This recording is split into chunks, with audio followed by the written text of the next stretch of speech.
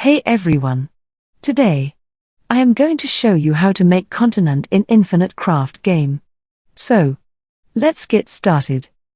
First think first.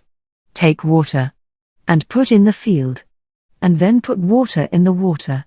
When you do that, you will get lake. Then, go to other side. Take earth and put in the field. Then put fire in the earth. When you do that you will get lave. Again go to other side. Take earth. And then put wind in the earth.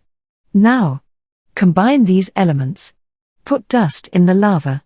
When you do that, you will get volcano. Then put volcano in the lake. When you do that, voila! You will get island. Now, in the last, take earth. And put in the island.